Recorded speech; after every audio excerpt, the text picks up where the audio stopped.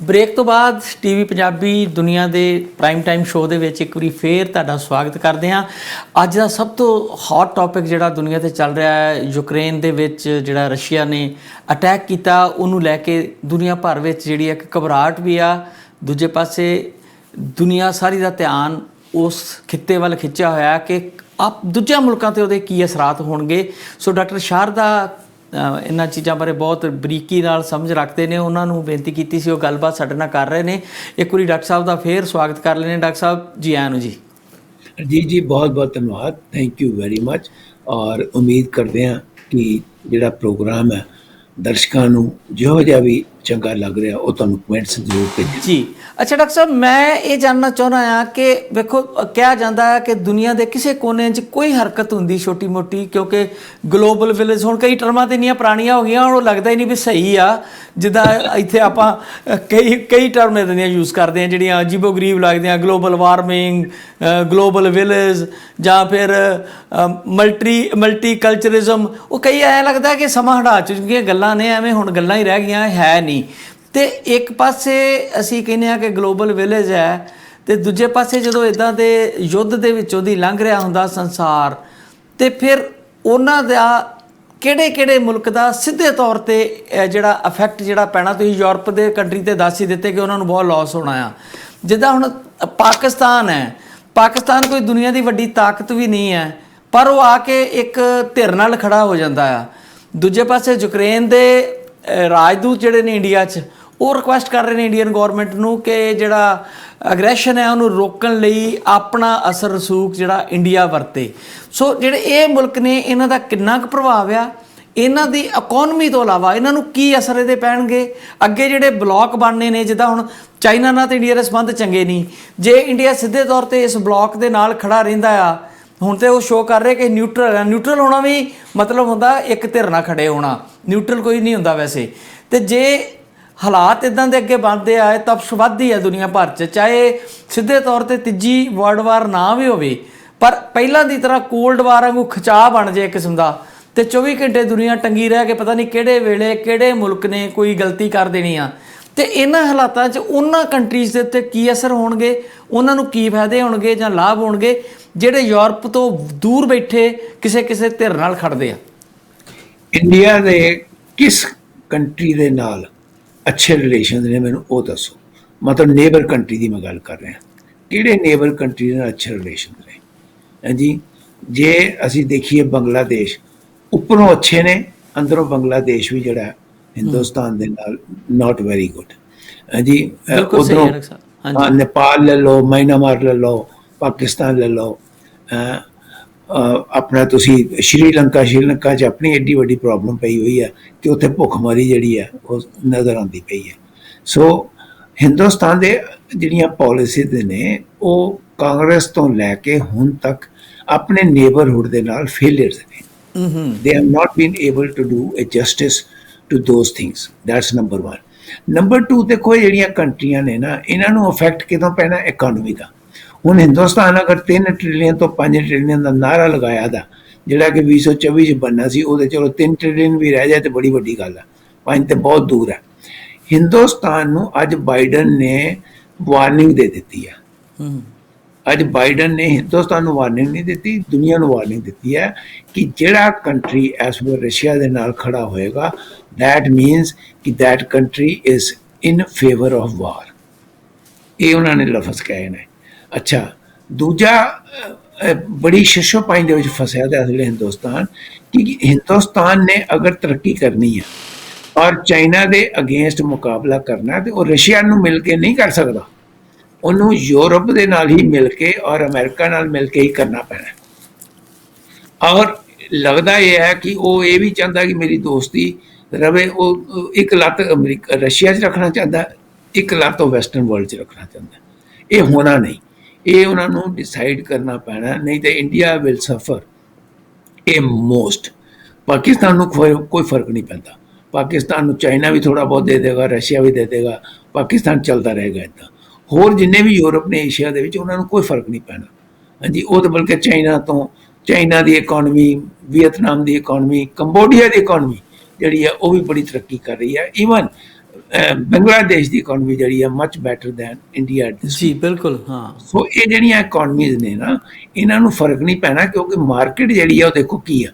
Market ਹੈਗੀ ਹੈ ਸਾਰੀ ਦੀ ਸਾਰੀ North America and South America, Africa, ਇਹ ਜਿਹੜੀਆਂ ਮਾਰਕੀਟਾਂ ਨੇ। ਹਾਂਜੀ, Europe is not a market. Europe ਦੇ ਵਿੱਚ ਆਲਰੇਡੀ ਆਪਣਾ ਜਿਹੜਾ ਇੱਕ ਐਸਾ ਪੁਆਇੰਟ ਪਹੁੰਚ ਚੁੱਕਿਆ ਹੈ ਜਿਹਨੂੰ ਸੈਚੂਰੇਟਡ ਪੁਆਇੰਟ ਤੁਸੀਂ ਕਹਿੰਦੇ ਹੋ, that is not the market. Europe ਦੇ ਵਿੱਚ ਮਾਰਕੀਟ ਹੋ ਸਕਦਾ ਟੈਕਨੋਲੋਜੀ ਦੀ ਹੋਵੇ, ਲੇਕਿਨ ਟੈਕਨੋਲੋਜੀ ਉਹਨਾਂ ਕੋਲ ਆਪਣੀ ਬੜੀ ਹੈ। ਚਾਹੇ ਉਹ ਤੁਸੀਂ ਜਰਮਨੀ ਲੈ ਲਓ, ਚਾਹੇ ਇੰਗਲੈਂਡ ਨੂੰ ਲੈ ਲਓ, they have the technological setup there. ਲੇਕਿਨ ਐਟ ਦੀ ਸੇਮ ਟਾਈਮ ਜਿਹੜੀਆਂ ਇਹ ਕੰਟਰੀਜ਼ ਨੇ, ਇਹਨਾਂ ਨੂੰ ਵਾਰ ਦਾ ਫਰਕ ਨਹੀਂ ਪੈਣਾ। ਹਾਂ, ਥਰਡ ਵਰਲਡ ਵਾਰ ਹੋ ਜਾਏ ਕੱਲ੍ਹ ਨੂੰ, ਤੇ ਫਿਰ ਇਹਨਾਂ 'ਚੋਂ ਇਹ ਕੰਟਰੀਆਂ ਵੀ ਜਿਹੜੀਆਂ ਨੇ ਉਸੇ ਢੰਗ ਦੇ ਨਾਲ ਹੀ ਸਫਰ ਕਰਨੀਆਂ। ਆਪਣੇ ਇਹਨਾਂ ਦੇ ਲੋਕ ਵੀ ਉਸੇ ਢੰਗ ਨਾਲ ਮਰਨਗੇ ਔਰ ਇਹਨਾਂ ਦੀ ਇਕਨੋਮੀ ਉਸੇ ਢੰਗ ਨਾਲ ਖਤਮ ਹੋਏਗੀ। ਲੇਕਿਨ ਹੁਣ ਕੀ ਫਰਕ ਪੈਣਾ? ਮੇਰੇ ਦਿਮਾਗ 'ਚ ਇੱਕ ਸਵਾਲ ਆ ਰਿਹਾ ਤੁਹਾਡੀ ਗੱਲਬਾਤ ਦੇ ਵਿੱਚੋਂ। ਇੱਕ ਸੈਕਿੰਡ ਹਰਜੀਤ ਜੀ, ਇੱਕ ਸੈਕਿੰਡ ਜੀ। ਹੁਣ ਕੀ ਫਰਕ ਪੈਣਾ? ਇਸ ਵਕਤ ਜਿਹੜਾ ਪੈਟਰੋਲੀਅਮ ਦੀਆਂ ਕੀਮਤਾਂ ਵੱਧ ਰਹੀਆਂ ਨੇ ਜਾਂ ਇਨਫਲੇਸ਼ਨ ਵੱਧ ਰਹੀ ਹੈ ਜੀ ਇਹਨਾਂ ਕੰਟਰੀਆਂ ਦੇ ਵਿੱਚ, ਉਹ ਇਹਨਾਂ ਦੀ ਬੈਕ ਨੂੰ ਤੋੜ ਦੇਗੀ। ਇਹਨਾਂ ਇਕਨੋਮੀਆਂ ਦੀ ਬੈਕ ਨੂੰ ਤੋੜ ਦੇਗੀ। ਇਹਦਾ ਇਹ ਫਰਕ ਪੈਣਾ ਹੁਣ ਜੀ। ਅੱਛਾ, ਮੈਂ ਤੁਹਾਨੂੰ ਇਹ ਪੁੱਛਣਾ ਚਾਹ ਰਿਹਾ ਸੀਗਾ ਕਿ ਜਦੋਂ ਇਹ ਬਲਾਕ ਬਣਦੇ ਨੇ, ਚਾਹੇ ਯੁੱਧ ਲਈ ਬਣਨ, ਚਾਹੇ ਇਕਨੋਮੀ ਨੂੰ ਮੇਨਟੇਨ ਰੱਖਣ ਲਈ ਬਣਨ, ਤੇ ਬਹੁਤ ਸਾਰੀ ਚੀਜ਼ਾਂ ਜਿਹੜੀਆਂ ਨੇ ਉਹਨਾਂ ਦੇ ਵਿੱਚੋਂ ਇੱਕ ਵੱਡੀ ਗੱਲ ਹੁੰਦੀ ਆ। ਇੱਕ ਤਾਂ ਸਭ ਤੋਂ ਵੱਡੀ ਗੱਲ ਹੁੰਦੀ ਹੈ ਕਿ ਰਿਲਾਇਬਲ ਕਿੰਨਾ ਕੁ ਆ ਉਹ ਮੁਲਕ, ਉਹ ਆਪਣੀ ਕਈ ਗੱਲ ਤੇ ਅਮਲ ਕਿੰਨਾ ਕੁ ਕਰਦਾ। ਤੇ ਅਮਰੀਕਨ ਜਿਹੜੇ ਪੱਖ ਵਾਲੇ ਕੰਟਰੀ ਆ, ਉਹਨਾਂ ਬਾਰੇ ਆਮ ਤੌਰ 'ਤੇ ਇਹ ਹੈਗਾ ਕਿ ਇਹ ਸਿੱਧੇ ਤੌਰ 'ਤੇ ਕਿਸੇ ਦੀ ਮਦਦ ਨਹੀਂ ਕਰਦੇ। ਡਾਲਰ ਭਾਵੇਂ ਮਾੜੇ ਮੋਟੇ ਭੇਜ ਦੇਣ, ਜਦੋਂ ਮੁਸੀਬਤ ਬਣਦੀ ਆ ਤਾਂ ਉਹਨੂੰ ਇਕੱਲਿਆਂ ਛੱਡ ਦਿੰਦੇ ਆ। ਹਾਲਾਂਕਿ ਨਾਟੋ ਦਾ ਅਸੂਲ ਇਹ ਆ ਕਿ ਸਾਡੇ 'ਚੋਂ ਕਿਸੇ ਇੱਕ 'ਤੇ ਵੀ ਕੋਈ ਹਮਲਾ ਹੋਵੇ ਤਾਂ ਸਮਝਿਆ ਜਾਏਗਾ ਕਿ ਸਾਰੇ ਮੁਲਕਾਂ 'ਤੇ ਹਮਲਾ ਹੋ ਗਿਆ ਅਤੇ ਸਾਰੇ ਹੀ ਉਹਦੇ ਵਿੱਚ ਸ਼ਾਮਲ ਹੋਣਗੇ। ਅਤੇ ਇਹਦੇ ਬਾਵਜੂਦ ਵੀ ਪਿਛਲੇ ਕੁਝ ਸਮਿਆਂ ਤੋਂ ਇੱਦਾਂ ਦਾ ਇੱਕ ਵਰਤਾਰਾ ਬਣਿਆ ਜਾਂ ਲੋਕ ਇਹ ਮਹਿਸੂਸ ਕਰ ਰਹੇ ਨੇ ਕਿ ਜਿਹੜੇ ਇਹ ਕੰਟਰੀ ਨੇ ਇਹ ਗੱਲਾਂ ਬਾਤਾਂ ਨਾਲ ਸਾਰਦੇ ਨੇ ਅਤੇ ਵੇਲੇ 'ਤੇ ਮਤ ਨਹੀਂ ਕਰਦੇ। ਮਿਸਾਲ ਲੈ ਲਈਏ ਆਪਾਂ ਭਾਰਤ ਦੀ। ਜਦੋਂ ਭਾਰਤ ਨੌਨ ਅਲਾਇੰਸ ਮੂਵਮੈਂਟ ਦਾ ਸੀਗਾ, ਆਗੂ ਸੀਗਾ, ਮੈਂਬਰ ਕਿਉਂ ਕਹਾਂ, ਮੈਂ ਆਗੂ ਹੀ ਸੀਗਾ। ਅਤੇ ਜਿਹੜਾ ਯੁੱਧ ਹੋਇਆ ਚਾਈਨਾ ਨਾਲ ਜਾਂ ਜਿਹੜੇ ਦੋ ਯੁੱਧ ਹੋਏ ਪਾਕਿਸਤਾਨ ਨਾਲ, ਕਿਤੇ ਨਾ ਕਿਤੇ ਜਾ ਕੇ, ਹਾਲਾਂ ਉਦੋਂ ਅਮਰੀਕਾ ਦੀ ਗੋਦੀ ਵਿੱਚ ਸੀਗਾ ਪਾਕਿਸਤਾਨ ਪੂਰੇ ਤੌਰ 'ਤੇ, ਅਤੇ ਭਾਰਤ ਨੂੰ ਮਤਲਬ ਬਚਾਉਣ ਲਈ ਰਸ਼ੀਆ ਕਿਸੇ ਨਾ ਕਿਸੇ ਤਰੀਕੇ ਅੱਗੇ ਆਇਆ। ਕਹਿੰਦਾ ਰਿਹਾ ਅਮਰੀਕਾ ਕਿ ਮੇਰਾ 7ਵਾਂ ਬੇੜਾ ਠਿੱਲ ਦਿੱਤਾ, ਇਹ ਕਰਤਾ। ਕੰਟਰੀ ਇੱਕ ਦੇ ਦੋ ਹੋ ਗਏ, ਅਮਰੀਕਾ ਨੇ ਉਹਨਾਂ ਦੀ ਕੋਈ ਬਾਂਹ ਨਹੀਂ ਫੜੀ, ਪਰ ਰਸ਼ੀਆ ਨੇ ਕਿਤੇ ਨਾ ਕਿਤੇ ਆਪਣੀਆਂ ਪਣਡੁੱਬੀਆਂ ਨਾਲ, ਜਿੱਦਾਂ ਅਸੀਂ ਪੜ੍ਹਦੇ ਸੁਣਦੇ ਹਾਂ, ਪਤਾ ਨਹੀਂ ਉਹ 'ਚ ਕਿੰਨੀ ਸੱਚਾਈ ਆ, ਇਹ ਅਹਿਸਾਸ ਕਰਾ ਦਿੱਤਾ ਕਿ ਮੈਂ ਇੱਥੇ ਪ੍ਰੈਜੈਂਟ ਆ ਅਤੇ ਤੁਹਾਡਾ ਬੇੜਾ ਬੂੜਾ ਕਿਤੇ ਨਹੀਂ ਜਾ ਸਕਦਾ, ਅਤੇ ਅਮਰੀਕਾ ਨੂੰ ਵਾਪਸ ਆਉਣਾ ਪਿਆ। ਯਾਨੀ ਕਿ ਇਹ ਗੱਲਾਂ ਵੱਡੀਆਂ ਕਰਦੇ ਨੇ ਅਤੇ ਫੀਲਡ ਵਿੱਚ ਜਿਹੜਾ ਮਦਦ ਕਰਨ ਵਾਲੀ ਜਾਂ ਸਿੱਧੇ ਤੌਰ 'ਤੇ ਕਿਸੇ ਦੀ ਬਾਂਹ ਫੜਨ ਵਾਲੀ ਗੱਲ ਆ, ਉਹ ਕਿਤੇ ਘੱਟ ਆ। ਯਾਨੀ ਕਿ ਇਹਨਾਂ ਦੇ ਉੱਤੇ, ਇਹਨਾਂ ਨੂੰ ਰਿਲਾਇਬਲ ਨਹੀਂ ਮੰਨਦੇ ਕੁਛ ਲੋਕ ਕੰਟਰੀ, ਤਾਂ ਵੀ ਇਹ ਗੱਲ ਆ ਕਿ ਉੱਤੋਂ ਹੌਲੀ ਹੌਲੀ ਪਿੱਛੇ ਹੋ ਜਾਂਦੇ ਆ। ਅਰਜੀਤ ਜੀ, ਪਹਿਲੀ ਗੱਲ ਤਾਂ ਹੈ ਕਿ 1971 ਦੀ ਜਿਹੜੀ ਵਾਰ ਸੀ ਨਾ, that was between Pakistan and India. ਹਾਂਜੀ। ਔਰ ਵਾਰ ਜਿਹੜੀ ਹੈ ਉਹ ਸਮਝੀ ਜਾਂਦੀ ਸੀ ਬੜੀ ਲੰਬੀ ਚੱਲੇਗੀ, ਉਹ 14 ਦਿਨ 'ਚ ਖਤਮ ਹੋ ਗਈ ਜੀ। ਸੈਕੰਡ, ਵੈਰੀ ਇੰਪੋਰਟੈਂਟ, ਜਿਹੜਾ ਕਿ ਸਾਡੇ ਲੋਕਾਂ ਨੂੰ ਸ਼ਾਇਦ ਨਹੀਂ ਪਤਾ, Pakistan is not a member of the NATO. ਹਾਂ, ਬਿਲਕੁਲ ਠੀਕ ਹੈ। ਹਾਂਜੀ, Pakistan is not a member of the NATO, so therefore Pakistan ਲਈ ਆਉਣਾ ਨੈਟੋ ਫੋਰਸਿਸ ਦਾ ਸਵਾਲ ਹੀ ਪੈਦਾ ਨਹੀਂ ਸੀ ਹੁੰਦਾ। ਐਟ ਦੀ ਸੇਮ ਟਾਈਮ 1971 ਦੇ ਵਿੱਚ ਰਸ਼ੀਆ ਦੀ ਆਪਣਾ ਬੜਾ ਇੱਕ ਇਮੇਜ ਸੀਗਾ, ਰਸ਼ੀਆ ਦੀ ਬੜੀ ਆਪਣੀ ਇੱਕ ਹੋਂਦ ਸੀਗੀ ਜੀ, ਉਦੋਂ ਅਜੇ ਖਤਮ ਨਹੀਂ ਸੀ ਹੋਈ। ਹਾਂਜੀ, ਰਸ਼ੀਆ ਦੀ ਹੋਂਦ ਸੀਗੀ। ਸੋ ਉਸ ਵਕਤ ਸਰਕਮਸਟੈਂਸਿਸ ਵਰ ਡਿਫਰੈਂਟ। ਲੇਕਿਨ ਇਹ ਕਹਿਣਾ ਕਿ ਅੱਜ ਯੂਰਪ ਦੇ ਉੱਪਰ ਅਗਰ ਹਮਲਾ ਹੋ ਜਾਏਗਾ ਕਿਸੇ ਨੈਟੋ ਕੰਟਰੀ ਦੇ, ਤੇ ਬਾਕੀ ਨੈਟੋ ਦੇ ਕੰਟਰੀ ਉੱਥੇ ਨਹੀਂ ਉਹਦੀ ਮਦਦ ਕਰਨਗੇ, I don't accept that. I think ਕਿਉਂਕਿ ਅਗਰ ਨੈਟੋ ਦੀ ਇੱਕ ਕੰਟਰੀ ਨੂੰ ਅਲਾਉ ਕਰ ਦਿੱਤਾ ਗਿਆ to be captured by Russia or by any other country, that means the whole Europe will go out of hands. So ਉਹ ਅਗਰ ਪਾਕਿਸਤਾਨ ਮੈਂਬਰ ਹੁੰਦਾ ਨੈਟੋ ਦਾ ਫਿਰ ਤੇ ਅਲੱਗ ਗੱਲ ਸੀ, but Pakistan is not a member of NATO. ਨਹੀਂ, ਪਰ ਡਾਕਟਰ ਸਾਹਿਬ ਇੱਕ ਫਿਨੋਮਨਾ ਜਿੱਦਾਂ ਆਪਾਂ ਇਹਨਾਂ ਨੇ ਅਫਗਾਨਿਸਤਾਨ 'ਚ ਫੌਜ ਭੇਜੀ, ਹੁਣ ਪਾਕਿਸਤਾਨ 'ਚ ਵੀ ਫੌਜਾਂ ਰਹੀਆਂ ਨੇ ਅਮਰੀਕਾ ਦੀਆਂ, ਅਤੇ ਇੱਥੋਂ ਦੇ ਲੋਕਾਂ ਦਾ ਜਿਹੜਾ ਮਾਈਂਡ ਸੈੱਟ ਆ, ਕੈਨੇਡਾ ਦਾ ਵੀ ਅਮਰੀਕਾ ਦਾ ਵੀ, ਅਤੇ ਮੈਨੂੰ ਯਾਦ ਆ ਕਿ 2200 ਬੰਦਾ ਆਰਮਡ ਫੋਰਸ ਕੈਨੇਡੀਅਨ ਵੀ ਜਿਹੜੇ ਗਏ ਸੀ, ਅਤੇ ਲੋਕਾਂ ਦਾ ਪ੍ਰੈਸ਼ਰ ਇੰਨਾ ਸੀ ਸਰਕਾਰ 'ਤੇ ਕਿ ਉਹਨਾਂ ਨੂੰ ਵਾਪਸ ਬੁਲਾਓ। ਜਿਹੜੀ ਹਿਊਮਨ ਲਾਈਫ ਹੈ ਨਾ, ਉਹਦੇ ਨਾਲ ਕੋਈ ਵੀ ਸਮਝੌਤਾ ਕਰਨ ਲਈ ਇਹ ਕੰਟਰੀ ਜਿਹੜੇ ਲੋਕ ਨੇ ਮਤਲਬ ਮੈਂਟਲੀ ਪ੍ਰਪੇਅਰ ਨਹੀਂ ਹੁੰਦੇ। ਉਹ ਨਹੀਂ ਸਮਝਦੇ ਕਿ ਸਾਡਾ ਇੱਕ ਵੀ ਸੋਲਜਰ ਜਿਹੜਾ ਬਗਾਨੇ ਮੁਲਕ ਦੀ ਲੜਾਈ ਲੜਦਾ ਮਾਰਿਆ ਜਾਵੇ। ਇਸ ਤਰ੍ਹਾਂ ਦੀ ਸਿਚੁਏਸ਼ਨ ਕਿਤੇ ਤੁਹਾਨੂੰ ਨਜ਼ਰ ਨਹੀਂ ਆਉਂਦੀ? ਤੇ ਦੂਜੇ ਪਾਸੇ ਇੱਦਾਂ ਜਿੱਦਾਂ ਚਾਈਨਾ ਵਰਗਾ ਮੁਲਕ ਆ, ਭਾਰਤ ਵਰਗਾ ਮੁਲਕ ਆ, ਜਿੱਥੇ ਮਨੁੱਖ ਦੀ ਕੋਈ ਕਦਰ ਹੀ ਨਹੀਂ ਆ, ਕਿ ਸਿਪਾਹੀ ਮਰ ਗਿਆ ਨਾ ਮਰ ਗਿਆ ਉਹਨਾਂ ਨੂੰ ਕੋਈ ਫਰਕ ਨਹੀਂ ਪੈਂਦਾ, ਬਹੁਤ ਜ਼ਿਆਦਾ ਨੇ ਉਹਨਾਂ ਕੋਲ। ਤੇ ਹੁਣ ਤੇ ਖੈਰ ਅੱਗੇ ਟੈਕਨੋਲੋਜੀ ਆ ਗਈ, ਕਹਿੰਦੇ ਫੌਜੀ ਵੀ ਜਿਹੜੇ ਆ ਲੋਹੇ ਵਾਲੇ ਰੋਬੋਟ ਹੀ ਲੜਿਆ ਕਰਨਗੇ, ਦੂਜੀਆਂ ਫੌਜਾਂ ਲੜਦੀਆਂ ਨਹੀਂ। ਰਸ਼ੀਆ ਨੇ ਤੇ ਉਹਨਾਂ ਚਾਈਨਾ ਨੇ ਤੇ ਬਹੁਤ ਸਾਰੀਆਂ ਇਤਨੀ ਯੂਨਿਟ ਬਣਾ ਵੀ ਲਈਆਂ, ਸੁਣਦੇ ਆ। ਪਰ ਜਿਹੜੀ ਹਿਊਮਨ ਲਾਈਫ ਦੀ ਕਦਰ ਹੈ ਇਹਨਾਂ ਮੁਲਕਾਂ ਦੇ ਵਿੱਚ, ਸੋਸਾਇਟੀ ਦੀ ਐਡਵਾਂਸਮੈਂਟ ਦੇ ਨਾਲ ਜਾਂ ਇਹਨਾਂ ਦੀ ਅਮੀਰੀ ਆਉਣ ਨਾਲ, ਪੈਸਾ ਆਉਣ ਨਾਲ, ਲੋਕਾਂ ਦੇ ਸੁੱਖ ਸਾਧਨ ਵਧਣ ਨਾਲ ਹਿਊਮਨ ਲਾਈਫ ਦੀ ਜਿਹੜੀ ਇੰਪੋਰਟੈਂਸ ਆ ਇੱਥੇ ਜ਼ਿਆਦਾ ਆ ਬਨਿਸਬਤ ਕਿ ਚਾਈਨਾ ਜਾਂ ਇਸ ਜਿਹੜਾ ਸਾਊਥ ਏਸ਼ੀਆ ਬਾਕੀ ਕੰਟਰੀ ਆ, ਪਾਕਿਸਤਾਨ, ਇੰਡੀਆ, ਅਫਗਾਨਿਸਤਾਨ, ਆਪਾਂ ਜੇ ਉਹਨਾਂ ਸਾਰਿਆਂ ਨੂੰ ਗਿਣ ਲਈਏ ਤਾਂ। ਅਰਜੀਤ ਜੀ ਤੁਸੀਂ ਬਹੁਤ ਵਧੀਆ ਪੁਆਇੰਟ ਉਠਾਇਆ, ਇਟਸ ਵੈਰੀ ਇੰਟਰਸਟਿੰਗ। ਮਜ਼ੇ ਦੀ ਗੱਲ ਇਹ ਹੈ ਕਿ ਜਦੋਂ ਫਸਟ ਵਰਲਡ ਵਾਰ ਹੋਈ ਸੀ ਉਦੋਂ ਕੈਨੇਡੀਅਨ ਲੋਕ ਕਹਿੰਦੇ ਸੀਗੇ ਕਿ ਤੁਸੀਂ ਆਪਣੇ ਬੰਦੇ ਭੇਜੋ। ਸੈਕੰਡ ਵਰਲਡ ਵਾਰ ਹੋਈ ਤੇ ਸਾਰਾ ਕੈਨੇਡਾ ਕਹਿੰਦਾ ਸੀ ਬੰਦੇ ਭੇਜੋ। ਅਮਰੀਕਾ ਸਾਰਾ ਕਹਿੰਦਾ ਸੀ ਅਸੀਂ ਤਿਆਰ ਹਾਂ ਲੜਨ ਨੂੰ, ਸਾਨੂੰ ਭੇਜੋ, ਅਸੀਂ ਫੀਲਡ ਨੂੰ ਜਾਣ ਨੂੰ ਤਿਆਰ ਹਾਂ। ਇਹ ਜਿਹੜੀਆਂ ਤੁਸੀਂ ਲੜਾਈਆਂ ਦੀ ਗੱਲ ਕਰ ਰਹੇ ਹੋ, ਜਿਹੜੀ ਸਭ ਤੋਂ ਪਹਿਲਾਂ ਕੋਰੀਆ ਦੀ ਲੜਾਈ ਹੋਈ, ਫਿਰ ਵੀਅਤਨਾਮ ਦੀ ਲੜਾਈ ਹੋਈ।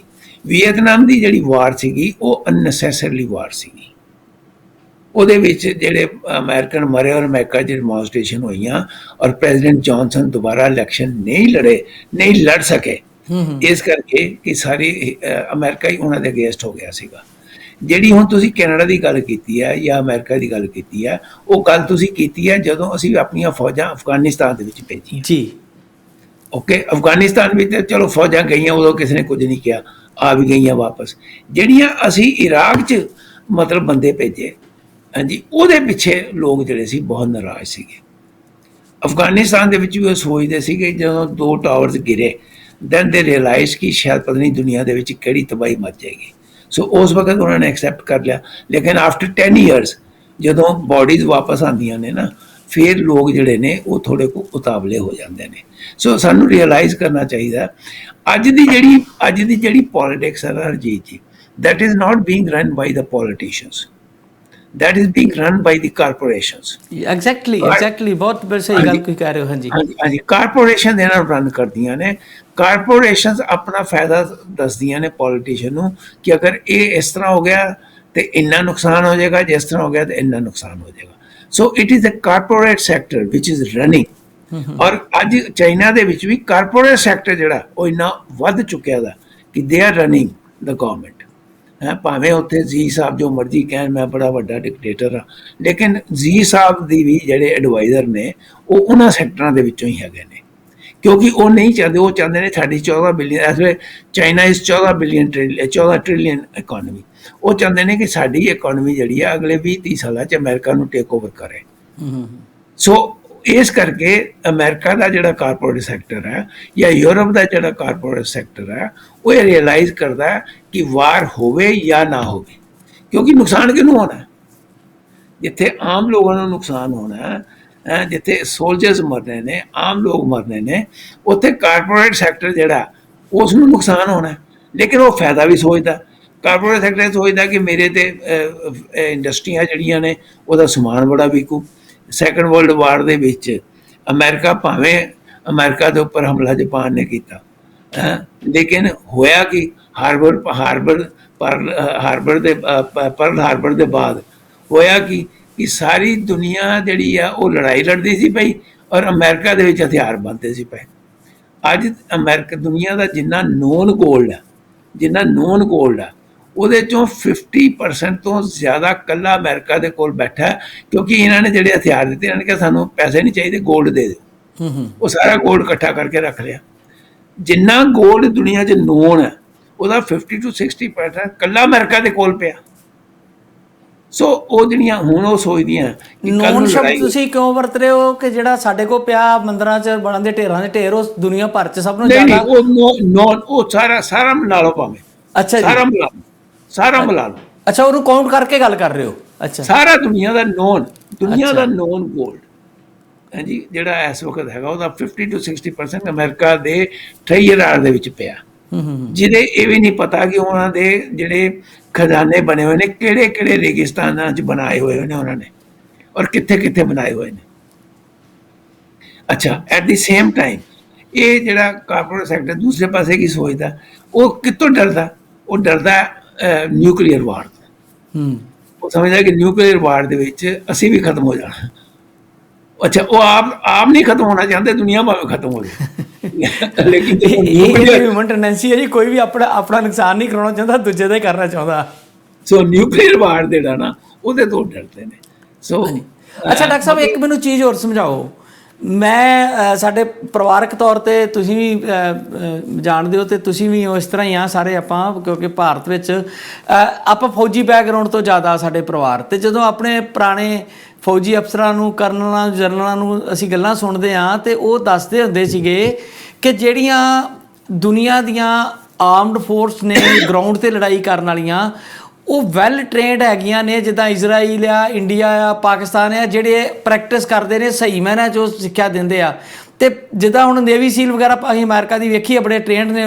ਪਰ ਕਿਹਾ ਜਾਂਦੇ ਕਿ ਇਹ ਜ਼ਿਆਦਾ ਜਿਹੜਾ ਇਹ ਐਜੂਕੇਸ਼ਨ 'ਤੇ ਨਕਸ਼ਾ ਵਗੈਰਾ ਦੇ ਉੱਤੇ ਹੀ ਡਿਪੈਂਡ ਕਰਦੇ ਨੇ। ਜਿਹੜੀ ਹਾਰਡ ਫੀਲਡ ਵਾਲੀ ਲੜਾਈ ਆ, ਉਹਦੀ ਟ੍ਰੇਨਿੰਗ ਇਹਨਾਂ ਕੋਈ ਇੰਨੀ ਜ਼ਿਆਦਾ ਨਹੀਂ ਹੁੰਦੀ। ਕੀ ਇਹ ਸੱਚ ਹੈ ਜਾਂ ਇਹ ਵੀ ਇੱਕ ਭਰਮ ਹੀ ਆ? ਨਹੀਂ, ਦੇਖੋ ਸੈਕੰਡ ਵਰਲਡ ਵਾਰ ਦੇ ਵਿੱਚ ਅਸੀਂ ਦੇਖਿਆ ਕਿ ਅਮਰੀਕਨ ਸੋਲਜਰਸ ਫੌਟ ਵੈਰੀ ਬਰੇਵਲੀ। ਜੀ ਫਿਲਪਾਈਨ ਦੇ ਵਿੱਚ ਜਿਹੜੇ ਬਾਕੀ ਦੇ ਆਈਲੈਂਡ ਸੀਗੇ, ਜਕਾਰਤਾ ਦੇ, ਇੰਡੋਨੇਸ਼ੀਆ ਦੇ ਦੂਜੇ ਆਈਲੈਂਡ ਸੀ, ਦੇ ਫੌਟ ਵੈਰੀ ਬਰੇਵਲੀ। ਉੱਥੇ ਇਕੱਲੀਆਂ ਅਮਰੀਕਨ ਫੋਰਸਿਸ ਸੀਗੀਆਂ, ਉੱਥੇ ਯੂਰਪ ਦੀਆਂ ਫੋਰਸਿਸ ਨਾਲ ਨਹੀਂ ਸੀਗੀਆਂ। Elon American forces ਫੌਟ। ਮੈਂ ਸਿਰਫ ਉਸ ਜਾਪਾਨ ਦੀ ਵਾਰ ਦੀ ਗੱਲ ਕਰ ਰਿਹਾ ਜੀ। ਯੂਰਪ ਦੇ ਵਿੱਚ ਚਲੋ ਇਲਾਈਟ ਫੋਰਸਿਸ ਸੀਗੀਆਂ, ਲੇਕਿਨ not in Japan side. That was 100% American forces they fought. अच्छा, but at the same time ਹੁਣ ਲੜਾਈ ਰਹੀ ਹੀ ਨਹੀਂ, ਆਪਣੀ ਮੈਦਾਨੀ ਲੜਾਈ ਨਹੀਂ ਰਹੀ, ਖਤਮ ਹੋ ਗਈ ਜੀ। there is no ਮੈਦਾਨੀ ਲੜਾਈ। ਹੁਣ ਅਗਰ ਲੜਾਈ ਹੋਏਗੀ ਤੇ ਉਹ ਲੜਾਈ ਜਿਹੜੀ ਆ ਉਹ ਹੈਗੀ ਆ ਸਾਈਬਰ ਲੜਾਈ, ਨੰਬਰ 1। ਨੰਬਰ 2, ਉਹ ਲੜਾਈ ਹੁਣ ਹੈਗੀ ਆ ਫਰੋਮ ਦੀ ਆਪਣੇ ਤੁਸੀਂ ਸਮਝ ਲਓ ਸਪੇਸ ਤੋਂ ਕਹਿ ਲਓ, ਜਾਂ ਹਾਂਜੀ ਡਰੋਨ ਨੇ, ਬੜੀ ਨਵੀਂ ਟੈਕਨੋਲੋਜੀ ਹੈ, ਬਹੁਤ ਕੁਝ ਹੈ। ਸਪੇਸ ਹੁਣ ਲੜਾਈਆਂ ਖਤਮ ਹੋ ਗਈਆਂ ਨੇ ਜ਼ਮੀਨ ਦੇ ਉੱਪਰ ਲੜਨ ਵਾਲੀਆਂ। ਜ਼ਮੀਨ ਤੇ ਲੜਾਈਆਂ ਉਹੀ ਨੇ ਛੋਟੀਆਂ ਮੋਟੀਆਂ, ਜਿਹੜੇ ਕਿ ਸਕਰਮਿਸ਼ਿਸ ਹੁੰਦੇ ਨੇ ਆਪਣੇ ਹਿੰਦੁਸਤਾਨ, ਚਾਈਨਾ, ਹਿੰਦੁਸਤਾਨ, ਪਾਕਿਸਤਾਨ, ਇਹ ਛੋਟੇ ਮੋਟੇ ਸਕਰਮਿਸ਼ਿਸ ਹੁੰਦੇ ਰਹਿਣੇ ਨੇ। ਲੇਕਿਨ ਕੱਲ੍ਹ ਨੂੰ ਅਗਰ ਲੜਾਈ ਹੋਵੇ, ਹੁਣ ਆਪਾਂ ਹਿੰਦੁਸਤਾਨ ਦੀ ਬੜੀ ਗੱਲ ਕਰਦੇ ਹਾਂ, ਮੈਂ ਅੱਗੇ ਵੀ ਕਹਿੰਦਾ ਕਿ ਹਿੰਦੁਸਤਾਨ ਚਾਈਨਾ ਦੇ ਮੁਕਾਬਲੇ ਦੇ ਵਿੱਚ ਕੁਝ ਵੀ ਨਹੀਂ ਹੈਗਾ। अच्छा, ਹੁਣ मैं जो इंडियन चैनल देखता, हम तो उनके दांत खट्टे कर दिए, हमने उनको ये कर दिया, हम तो उनको तबाह कर देंगे अगर वो लड़ाई लड़े। यू नो ਇਹੋ ਜਿਹਾ ਜਿਹੜਾ ਇੱਕ ਸਾਈਕੀ ਕ੍ਰੀਏਟ ਕਰਦੇ ਨੇ ਲੋਕ, ਖਾਸ ਕਰਕੇ ਮੀਡੀਆ ਉੱਥੋਂ ਦਾ, ਇਹ ਇੱਕ ਬੜਾ ਖਤਰਨਾਕ ਟ੍ਰੈਂਡ ਹੈਗਾ। ਇਹ ਰਿਐਲਿਟੀ ਨਹੀਂ ਹੈਗੀ, ਰਿਐਲਿਟੀ ਇਜ਼ ਡਿਫਰੈਂਟ। ਹੁਣ यूक्रेन कहे लो जी हम तो, मैं सुनिया जी यूक्रेन का बयान, नहीं जी हम तो till the and, that is fine that you will fight till the end, but you cannot fight Russia. ਬਿਲਕੁਲ, ਇਹ 'ਚ ਕੋਈ ਸ਼ੱਕ ਨਹੀਂ। ਤੇ ਡਾਕਟਰ ਸਾਹਿਬ, ਇਹਦੇ ਹੁਣ ਤੁਹਾਨੂੰ ਕੀ ਲੱਗਦਾ ਹੈ ਕਿ ਫੌਰੀ ਤੌਰ ਤੇ ਕੋਈ, ਜਿੱਦਾਂ ਹੁਣ ਤੁਸੀਂ ਕਹਿੰਦੇ ਹੁੰਦੇ ਹੋ ਕਾਗਜ਼ੀ ਜੀ ਫਰਮ ਰਹਿ ਗਿਆ ਉਹ UN ਵਗੈਰਾ, ਨਹੀਂ UN has no value। ਉਹਨਾਂ ਨੇ ਫੌਰੀ ਕੋਈ ਐਮਰਜੈਂਸੀ ਮੀਟਿੰਗ ਤੇ ਸੱਦੀ ਆ, ਤੇ ਜੇ ਕੋਈ ਕੱਲ ਨੂੰ ਉਹ ਫਤਵਾ ਜਾਰੀ ਕਰਦੇ ਆ, ਜਾਂ ਨਾਟੋ ਵਾਲੇ ਮੁਲਕ ਕੋਈ ਮਿਲ ਕੇ, ਤੁਹਾਨੂੰ ਲੱਗਦਾ ਕੋਈ ਸੰਭਾਵਨਾਵਾਂ ਐਸੀਆਂ ਬਣ ਰਹੀਆਂ ਨੇ ਕਿ ਦੁਬਾਰਾ ਟੇਬਲ ਤੇ ਧਿਰਾਂ ਬੈਠ ਸਕਦੀਆਂ ਨੇ, ਕਿ ਹੁਣ ਯੂਕਰੇਨ ਪੂਰੇ ਨੂੰ ਜਿੱਤਣ ਤੋਂ ਬਾਅਦ ਹੀ ਰਸ਼ੀਆ ਠੰਡਾ ਹੋਏਗਾ? ਬਿਲਕੁਲ, ਰਸ਼ੀਆ ਜਦੋਂ ਅੱਧੇ ਯੂਕਰੇਨ ਤੇ ਕਬਜ਼ਾ ਕਰ ਲੇਗਾ, ਫਿਰ ਕਹੇਗਾ ਆਓ ਬੈਠ ਜਾਓ। ਪਹਿਲੀ ਗੱਲ ਤੇ ਹੈ ਕਿ ਯੂਨਾਈਟਿਡ ਨੇਸ਼ਨਸ ਦੇ ਵਿੱਚ ਕੋਈ ਵੀ ਫਤਵਾ ਨਹੀਂ ਜਾਰੀ ਹੋ ਸਕਦਾ, ਕਿਉਂਕਿ ਇਹਨਾਂ ਦੇ ਕੋਲ ਵੀਟੋ ਹੈਗੀ ਆ। ਜੀ ਹਾਂ, ਚਾਈਨਾ ਕੋਲ ਵੀ ਆ, ਰਸ਼ੀਆ ਕੋਲ ਵੀ ਹੈ। ਸੋ ਉਹ ਤੇ ਸਿਕਿਉਰਿਟੀ ਕੌਂਸਲ ਦੇ ਵਿੱਚ ਕੋਈ ਰੈਜ਼ੋਲੂਸ਼ਨ ਪਾਸ ਨਹੀਂ ਹੋ ਸਕਦਾ, ਦੈਟ ਇਜ਼ ਗੋਨ। ਅੱਛਾ, ਪ੍ਰੋਬਲਮ ਕੀ ਹੈ? ਪ੍ਰੋਬਲਮ ਹੈਗੀ ਹੈ countries like India, they are in a big problem, what they should do. ਹਾਂਜੀ, ਸੋ ਜਿੱਥੋਂ ਤੱਕ ਗੱਲਬਾਤ ਉਹ ਤਾਂ ਹੋਣੀ ਹੈ। ਦੇਖੋ ਅੱਜ ਨਾ ਹੋਵੇ, ਅੱਜ ਤਾਂ ਨਹੀਂ ਹੋਣੀ, ਅਜੇ 10-15 ਦਿਨਾਂ ਦੇ ਬਾਅਦ ਗੱਲਬਾਤ ਤਾਂ ਹੋਣੀ ਹੈ, ਹੋਏਗੀ ਵੀ। ਔਰ ਅਲਟੀਮੇਟਲੀ ਰਸ਼ੀਅਨ ਹੋ ਸਕਦਾ ਅੱਧਾ ਕੈਪਚਰ ਕਰਕੇ ਹੁਣ ਕਿੰਨੇ ਕੁ ਦਿਨ ਤੁਹਾਨੂੰ ਲੱਗਦਾ ਹੈ ਕਿ ਯੂਕਰੇਨ ਸਾਰੇ ਨੂੰ ਜੇ ਸਪੋਜ਼ ਜਿੱਦਾਂ ਤਾਕਤ ਵੱਡੀ ਨਾਲ ਉਹਦੀ ਟੱਕਰ ਆ ਤੇ ਉਹਨੂੰ ਉਹਨਾਂ ਨੂੰ ਆਪਣੀ ਈਨ ਬਣਾਉਣ ਲਈ ਗੋਡਿਆਂ ਪਰਨੇ ਕਰਨ ਲਈ ਕਿੰਨੇ ਕੁ ਦਿਨ ਲੈ ਸਕਦੇ ਆ? ਉਹ ਲੰਬੀ ਲੜਾਈ ਚੱਲ ਸਕਦੀ ਆ ਜਾਂ 8-10-15 ਦਿਨਾਂ 'ਚ ਇਹਦਾ ਕੋਈ ਫਾਈਨਲ ਫੈਸਲਾ ਹੋ ਸਕਦਾ ਜੀ? ਦੇਖिए 10 ਤੋਂ 15 ਦਿਨ ਦੇ ਵਿੱਚ ਫੈਸਲਾ ਹੋ ਜਾਏਗਾ, ਲੇਕਿਨ ਗੁਰਿਲਾ ਵਾਰ ਜਿਹੜੀ ਹੈ ਉਹ ਜਾਰੀ ਰਹੇਗੀ ਫਾਰ ਐਵਰ ਟੂ ਕਮ। ਗੁਰਿਲਾ ਵਾਰ ਨਹੀਂ ਖਤਮ ਹੋਣੀ। ਬਿਲਕੁਲ ਡਾਕਟਰ ਸਾਹਿਬ, ਬਹੁਤ ਬਹੁਤ ਤੁਹਾਡਾ ਧੰਨਵਾਦ। ਬਹੁਤ ਕੰਮ ਦੀਆਂ ਤੁਸੀਂ ਗੱਲਾਂ ਦੱਸੀਆਂ ਔਰ ਕਮਾਲ ਦੀ ਇਨਫੋਰਮੇਸ਼ਨ ਸੀਗੀ ਤੁਹਾਡੇ ਕੋਲ। ਮੈਂ ਮਿਸ ਕਰ ਰਿਹਾ ਸੀ ਇਹ ਸਾਰੀਆਂ ਚੀਜ਼ਾਂ, ਕਈ ਦਿਨਾਂ ਤੋਂ ਮਿਸ ਕਰ ਰਿਹਾ ਸੀ ਔਰ ਬਹੁਤ ਤੁਹਾਡਾ ਸ਼ੁਕਰੀਆ ਕਿ ਤੁਸੀਂ ਟਾਈਮ ਤੇ ਆ ਕੇ ਸਾਨੂੰ ਬਹੁਤ ਵਧੀਆ ਜਿਹੜਾ ਉਹ ਆਪਣੀ ਇਨਫੋਰਮੇਸ਼ਨ ਜਿਹੜੀ ਹੈ ਸਾਡੇ ਸਰੋਤਿਆਂ ਤੱਕ ਪਹੁੰਚਾਈ ਆ। ਬਹੁਤ ਮੈਂ ਤੁਹਾਡਾ ਸ਼ੁਕਰਗੁਜ਼ਾਰ ਹਾਂ ਕਿ ਤੁਸੀਂ ਮੈਨੂੰ ਮੌਕਾ ਦਿੱਤਾ ਆਪਣੇ ਦਰਸ਼ਕਾਂ ਦੇ ਸਾਹਮਣੇ ਰੂਬਰੂ ਹੋਣ ਦਾ। So thank you very much. Punjabi ਦੁਨੀਆ ਇੱਦਾਂ ਹੀ ਤਰੱਕੀ ਕਰਦੀ ਰਹੇ ਔਰ ਸਾਰੀ ਦੁਨੀਆ ਜਿਹੜੀ ਹੈ ਉਹ ਰੀਅਲ ਸ਼ੋਜ਼ ਦੇਖੇ, ਨਾ ਕਿ ਨਕਲੀ ਸ਼ੋਅ ਦੇਖੇ ਜਾਂ ਗੋਦੀ ਔਰ ਮੋਦੀ ਸ਼ੋਅ ਦੇਖੇ।